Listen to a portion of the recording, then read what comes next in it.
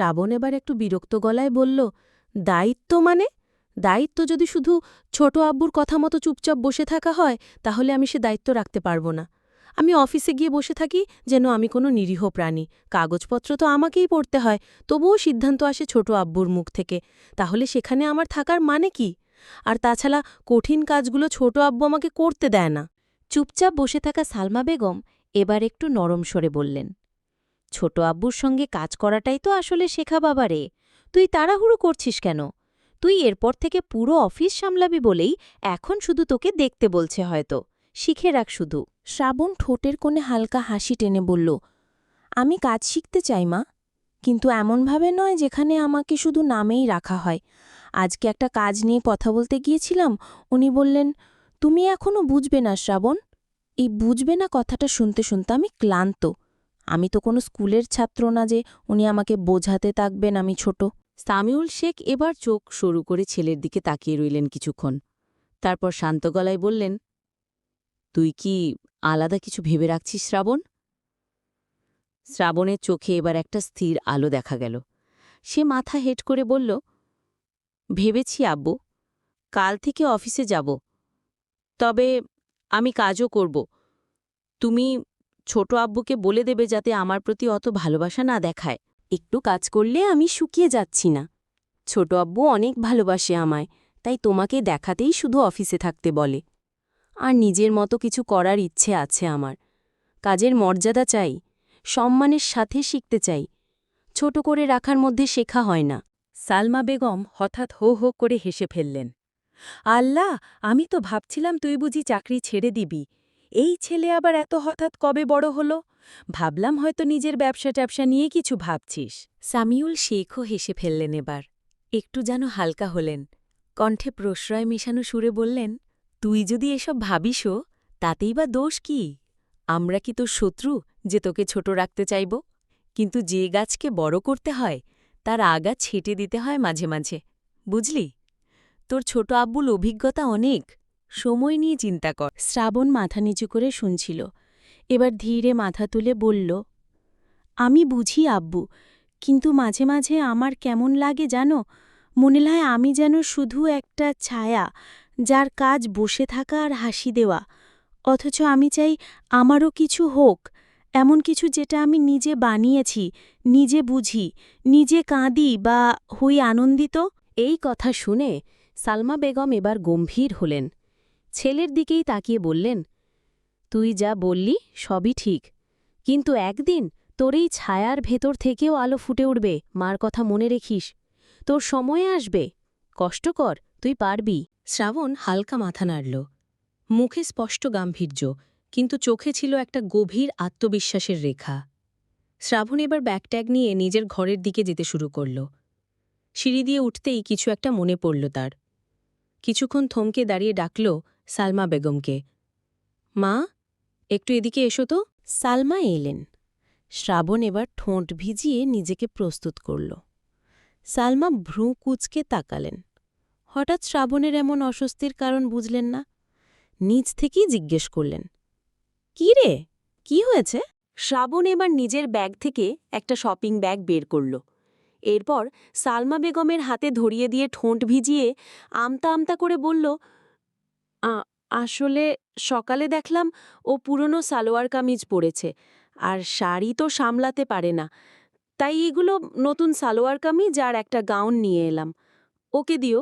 বলেই বাম হাতে ঘাড় দলল শ্রাবণ। ভীষণ অপ্রস্তুত সে, ঘেমে গেছে এটুকু কথা বলতে। সামিউল শেখ দূর থেকে মা ছেলের কথা বুঝলেন না, কিন্তু ছেলেকে আমতা আমতা করতে দেখে অবাক হয়ে চশমা ঠেললেন। বাপরে, তার কাঠখোট্টা নিরামিষ ছেলে আবার লজ্জাও পায়। সালমা বেগম চোখ সরু করে হাতের শপিং ব্যাগটা নেড়েচেড়ে দেখলেন।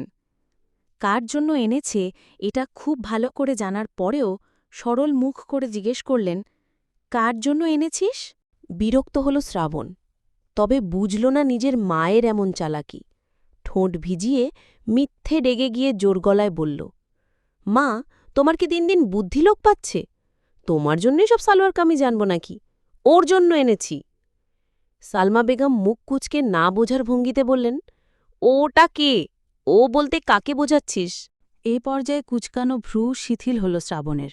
সালমা বেগমের চোখের দিকে অসহায় মুখে তাকাল। এক মুহূর্তে বুঝল যে তার মা ইচ্ছে করে এমনটা করছে। বিষয়টা বুঝতে পেরে আরও অপ্রস্তুত হল শ্রাবণ। অথচ গাম্ভীর্য ধরে রাখতে বিরক্তির চরম পর্যায়ে পৌঁছে বলল, পাশের বাড়ির আন্টি ছোট মেয়েটার জন্য এনেছি। হয়েছে, যাও দিয়ে এসো পাশের বাড়িতে। যত সব নাটক, পুরো পরিবার আমার নাটক করা শিখেছে। বলেই একটুও সময় নষ্ট করল না শ্রাবণ। নিজের অস্বস্তি লুকোতে হন হন করে ওপরে উঠে পড়ল। নিজের ঘরে ঢোকেই ঠাস করে দরজা লাগাল। ছেলের এহেন কাণ্ডে ফিক করে হাসলেন সালমা বেগম। হাসতে হাসতে শামিউল শেখের দিকে তাকিয়ে মুখ বাঁকিয়ে বললেন, তোমার ছেলে ভাঙবে তবু মোচকাবে না। দেখেছ, ধারার যে ভালো জামাকাপড় নেই সেটা ঠিকই খেয়াল করেছে। আসলেই ওকে তো সব নতুন শাড়ি দেওয়া হয়েছে, কিন্তু বেচারি তো শাড়ি সামলাতে পারে না। সামিউল শেখও অবাক হলেন ছেলের এমন দায়িত্ব দেখে। হাতের পেপারটা উল্টে ঠোঁট বাঁকিয়ে বললেন, বাহ বাহ, অবাক করার মতো বিষয়। বুদ্ধিশুদ্ধির আছে তাহলে। আমি তো ভেবেছিলাম এখনো ছাগলই রয়ে গেছে। না, তোমার ছেলে এখন ছাগল থেকে গরুতে পরিণত হচ্ছে। উন্নতি হয়েছে বটে। ঠাস করে ঘরের দরজা বন্ধ করে হাতের ব্যাগ ল্যাপটপ সব বিছানায় ছুঁড়ে মারল শ্রাবণ। ক্লান্ত হয়ে বসে পড়ল বিছানায়। তার আসলে বেশ অস্বস্তি হচ্ছে। সে কি ইচ্ছে করে এ কাজ করেছে নাকি? সকালে যখন ধারাকে দেখল, তখনই দেখল মেয়েটার পরনে জামাটা বেশ পুরনো, আর শাড়ি তো পরতে পারছে না। গত রাতেও তো বলল কিছুই আনেনি গ্রাম থেকে। এই জন্যই তো শ্রাবণ প্রথমবারের মতো মা ব্যতীত অন্য কোনো মেয়ের জন্য জামাকাপড় কিনে এনেছে। এতে এত অবাক হওয়ার কি আছে?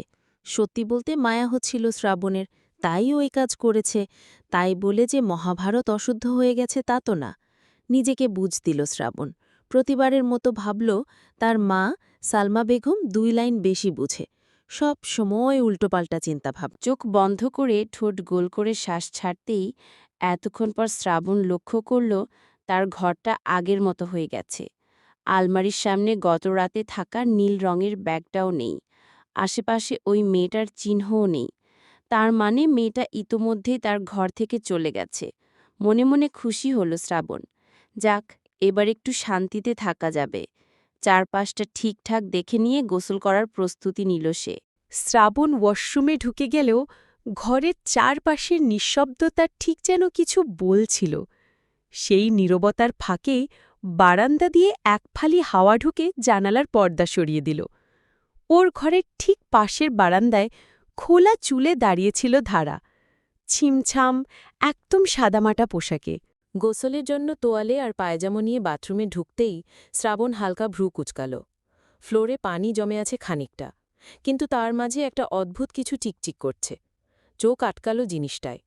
গা থেকে শর্ট খুলে সজোরে একবার ঝাঁকিয়ে পাশের হুকে ঝুলিয়ে রাখল সে। তারপর পানির ধারায় পা ভেজানোর আগেই তার চোখ আটকে গেল সেই ঝিলমিল জিনিসটার উপর। সে নিচু হয়ে দেখল একটা সোনার চেন পড়ে আছে বাথরুমের টাইলসে। খুব পাতলা না, আবার খুব ভারীও নয়। চেনটা একপাশে সামান্য ঘষা লেগে আছে। অনেকবার ব্যবহার করা হয়েছে তাহলে। শ্রাবণ হাত বাড়িয়ে তুলল চেনটা, কিছুক্ষণ চুপ করে দাঁড়িয়ে রইল। তারপর হালকা একটা নিঃশ্বাস ফেলল। সকালে তো ধারা গোসল করেছে এখানে, আর এই বাথরুমে শ্রাবণ ছাড়া এমনিতেই কেউ আসে না। তাহলে চেইনটা ওই মেয়েটারই হবে। হঠাৎই যেন অস্বস্তি আরও বেড়ে গেল শ্রাবণের। এক হাতে চেইনটা ধরে দাঁড়িয়ে ভাবল, এখন যদি এটা সালমা বেগমের হাতে দিয়ে ধারাকে ফিরিয়ে দিতে বলে, তাহলে আবারও উল্টোপাল্টা বুঝবে তার আদর্শ মা। তাই নিজ হাতেই ধারাকে এটা ফিরিয়ে দেওয়ার সিদ্ধান্ত নিল শ্রাবণ। গোসল সেরে এসে আয়নার সামনে দাঁড়িয়ে গা ঝাড়া দিতেই শ্রাবণের এক মুহূর্ত মনে পড়ে গেল, ওই ব্যাগটাই সেই সালোয়ার কামিজ আর গাউন ওসব কি মেয়েটাকে দিয়েছে। হুট করে কেমন যেন ধুক করে উঠল তার বুকটা। কি ভাববে মেয়েটা? মা যে এখনই দিয়ে দেবে ওকে সেটা তো নিশ্চিত। এখন যদি বলে যে আমি এনেছি, তাহলে তো। দীর্ঘশ্বাস ফেলল শ্রাবণ। যা ভাবে ভাবুক গিয়ে, সে তো এনেছে, মায়া হয়েছে। টি শার্ট গায়ে জড়াতে শ্রাবণের ঘরের দরজায় টোকা পড়ল। শ্রাবণ, দরজা করল তো? গোসল হয়েছে? সালমা বেগমের কণ্ঠ। শ্রাবণ একটা দীর্ঘশ্বাস ফেলে দরজা খুলে দাঁড়াল। সালমা বেগমের হাতে এখনও শপিং ব্যাগটা দেখে ভ্রু কুচকাল শ্রাবণ। সালমা হাতের কাপড়ের ব্যাগটা বাড়িয়ে দিলেন। যা, দিয়ে আয়। একবারে নিজেই দিয়ে আয়। ঘরেই আছে ধারা। শ্রাবণ কপালে ভাঁজ ফেলে বলল, এত নাটক না করলেও চলতো মা। তুমি দিলে কি সমস্যা? আমি কেন দিতে যাব? সালমা হেসে বললেন, তুই নিজের হাতে দে, ও বুঝুক এটা কে দিয়েছে। আমি দিলে তো বলবেই মা দিয়েছে, আর তুই দিয়ে দিলে একটুখানি লজ্জা পাবে, বুঝলি? খুশি হবে মেয়েটা। যা।